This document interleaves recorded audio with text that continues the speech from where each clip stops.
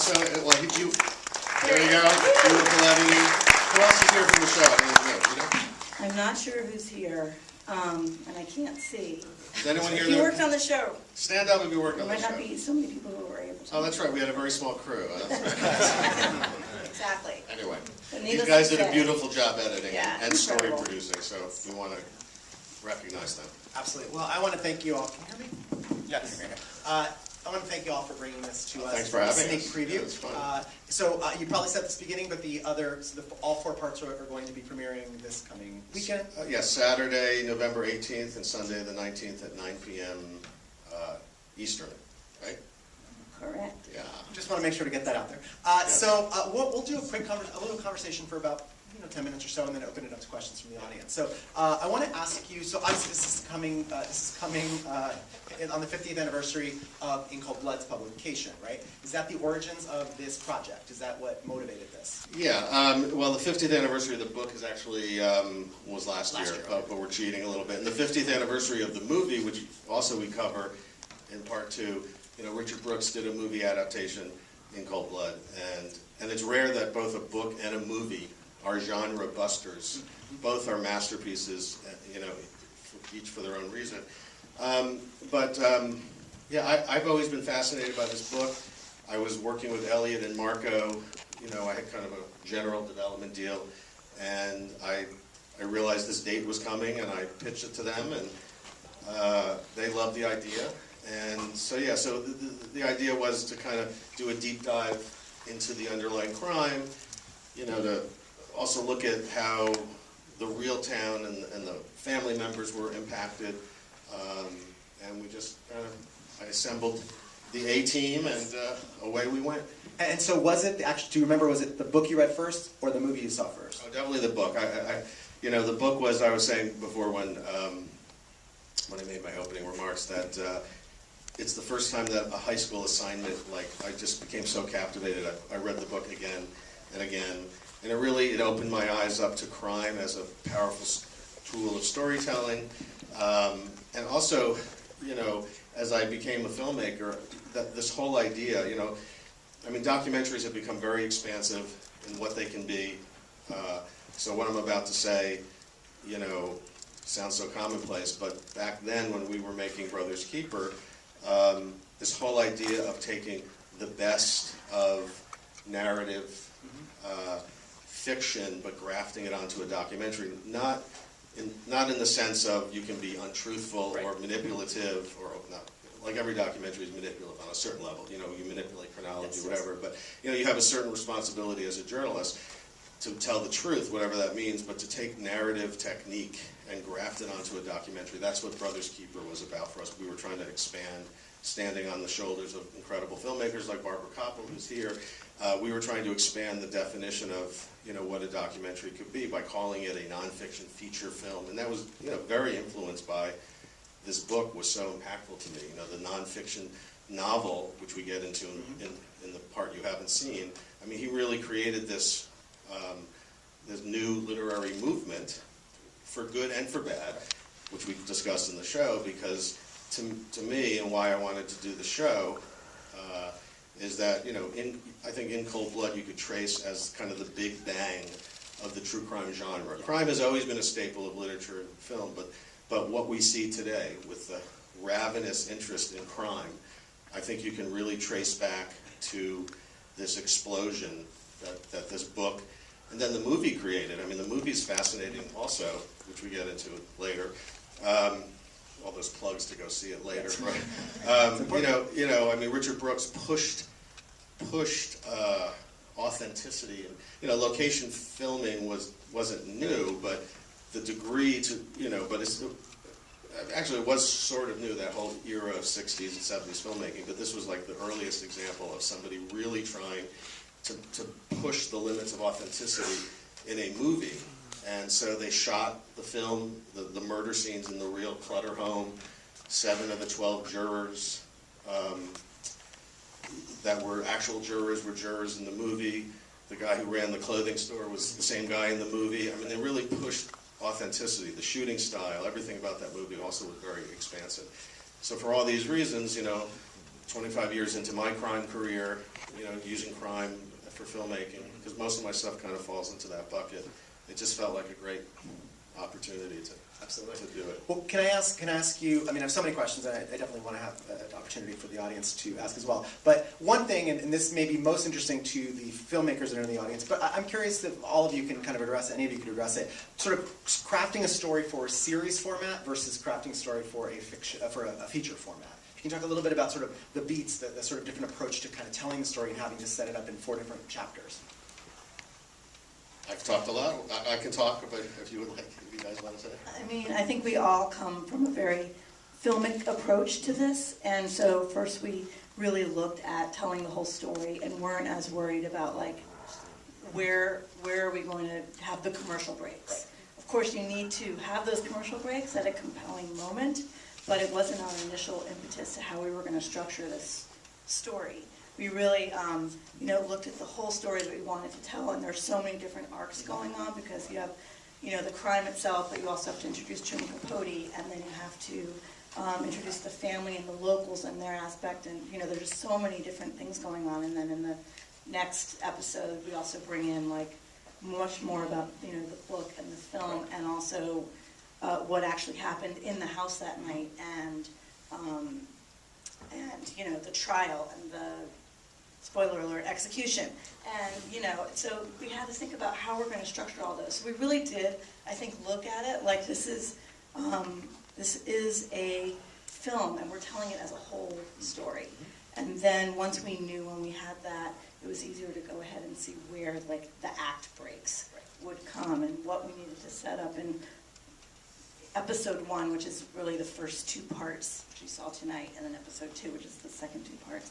What you need to set up in 1 to play out, and how it would play out in the second half. Right. And, you know, importantly, I mean, look, I'm a cinema verite filmmaker, and this is all recreation, so that to me was the biggest challenge. And also, you know, the book is one of the most popular books in the world, and the movie is, you know, is a beloved movie. So, you know, readings from the book and hearing from the book and spending too much time on the book was just something we didn't want to do. So we dug deep. I mean, I think there's amazing archival material. Yeah. There's stuff in here that people have never seen before. You know, we have all these original audio recordings, and then we did some audio recreations and obviously visual recreations. So all of that was just like a tough challenge because the mandate was to do something new. Yeah. I mean, even if you know the book backwards and forwards, I think you hear details that you've never heard before, and you hear the telling of it in such a way. So that to me was the most important thing. Absolutely. Was telling it in that way. And so can you talk a little bit about that sort of process, how long it took to do that archival research, I mean, the big question sort of to get the access and trust of the subjects that are involved in the film? Allison did an amazing job with the family, so that was not easy, so why don't you take it away? Well, I mean, I'd say that, yeah, it was, we didn't have a whole lot of time, so it was, I think time was a really big challenge with this project, as well as the fact that there's a lot of people that appear in our project that have never spoken publicly before, much less on camera. So we had a lot of challenges. In terms of the archival as well, we had an amazing archival producer as well as a researcher on this, Lizzie McGlynn, and she started pretty early. A lot of projects don't have somebody start that early, so she was on it. But in addition to all the incredible things that she found, some of the people, once we did gain their trust, gave us things that no one's ever seen before. So the family photographs, or the fact that when we filmed at one family member's house, she's sort of the keeper of the family archive. And so she's flipping through it, and we're filming it. And there was a newspaper article. And so in the newspaper article, it mentions Edward R. Murrow, and it's... Yeah, there was a still in the newspaper article that showed Edward R. Murrow filming Herbert Clutter, and so Colin Culligan, who was a co-producer on this, was like sent it back to Lizzie. Yeah. Lizzie ran to the Paley Center. She tracked it down.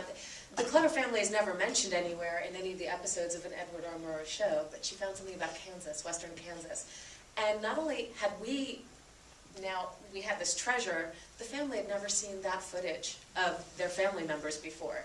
So it was a huge moment for them as well. So, I mean, I think that it's sort of a good lesson when people start putting their trust in you it's great when you can give them something back, something so special that they've never filmed before. Let me jump. I can jump back and forth. Let me just ask get some questions from the audience before we run out of too much time. Questions from the audience? Yes, Jim. I wondered when the daughters wouldn't speak to you, what did that? Talk about that moment and how, given the time frame you had, how that affected your storytelling. Well, first of all, our editors who are here, I mean, they didn't have a whole lot of time with the footage once we did get the family members, so they did an amazing job.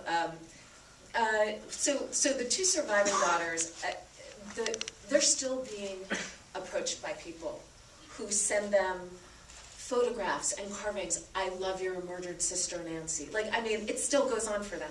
And so they had a very good reason why they didn't want to be exposed. And they wanted this to be like the one time they put themselves out there. So it's their daughters, and it felt like, for us, it was sort of this happy medium that they told their story the way that they did, but it was very important that you hear why. So for them, they're hoping that this will be the final word for their perspective that they feel like has never been out there before, which you'll learn more about in episode 2. I think one of the themes of the film, as much as I've spent a tremendous amount of time doing true crime, and I'd like to think that my true crime has some social justice aspect, you know, Paradise Lost, helping people get out of prison. So it's not just like pure voyeurism, but one of the things that we wanted to explore, and I deeply felt, and even more so by the end of this journey, is that, you know, and the downside to this explosion of true crime, and what this book did was, for the first time, made killers into heroes. Heroes in quotation marks, but when you watch the movie or you read the book, when those guys are ascending the gallows at the end and are hung, you have this human sympathy for them, which is okay on a certain level, but it's created this genre where the victims are often shunted aside. And that's what this genre is. For all of us who enjoy and consume crime, for us it's a story. We'll walk away and go have a drink and not think about this again. But for the families, this is something, and one of the themes in which I think has been done so well in this show, and why the family was so important. You see the impact. This is still resonating with them, you know, this family, for decades. And any victim of a crime, you know, it reverberates for generations. And so when we make crime, you know, into storytelling, you know, there's a downside for the victims. And so my solution to it is I will only do a crime story, you know, where there's a social justice component. You're looking to get somebody out of prison, you're shining a light on some abuse, but there's some, you know, there's many, many pulpy books and whatever that just kind of tell the crime story. And so I think that's one of, you know, that's my one criticism of a book I revere, is it started this trend of kind of making the killer into a hero. Other questions from the audience? So I've got some, if not. All right, let me jump. I'll jump in again. So can we talk about the KBI agents, especially the older one? He is a character find of 2017, I think. How much is he? Well, the sheriff, I would say the sheriff is the character. Well, that's true. That's true too. But I mean, in particular, like they're just how much have they been interviewed in the past about this in documentaries, other kinds of news around this thing, because he's so engaging. Well, I mean, Larry Welch, I think, he has been interviewed before. Yeah. Yeah, but I think never quite at this length, like it tends to be, because nothing's really ever been done, despite all of the, you know, spawn of In Cold Blood that have come out over the decades. There's really never been a deep dive documentary. Right. There's been kind of more shallow treatments, I think, on television, and you know, More specifically on Capote. exactly. They're always based on sort of Capote's experience, or they take their cues from In Cold Blood. No one's ever really gone in on the crime, which is what these guys are all about. They wear, you know, sort of the results of the gumshoe detective work that happened on this case, and a lot of luck. it's a badge of honor. Yeah, yeah. So I think like they really were into talking to us. Yeah. That's great. Other questions? Yes, please. In terms of the storytelling, the voice of the cousin who was so raw 6 decades later, did you know about the diary going in? And how, as in terms of the storytelling and the unfolding, how did you make the decisions of where you're asking her the direct questions, your memory, as opposed to reading from the diary, which had this immediacy as if it was being relived? So Diana's very special to us. She was actually our initial way into the family. She had written something in some sort of desert journal that we had found.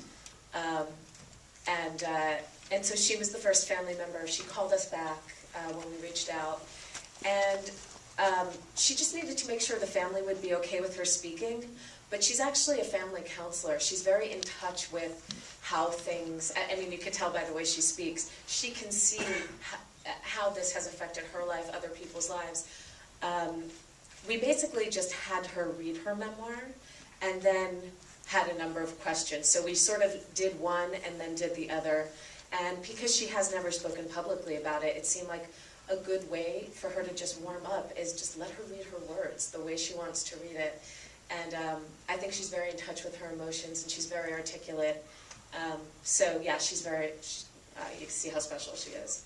Yeah, and it was just a small excerpt of those memoirs that we came across in doing our research in this very obscure, local kind of papery thing, the Desert Journal. And then, so that's how we knew they existed. We didn't know to what extent she had written them though, but we were really, really thrilled when she returned our, emails and calls, because we really worked hard on how we were going to approach them, knowing that anyone related to the Clutters in this town, in the family, has been approached a million times, and they just want you to go away. And I think the family actually really wanted us to just go away. They did.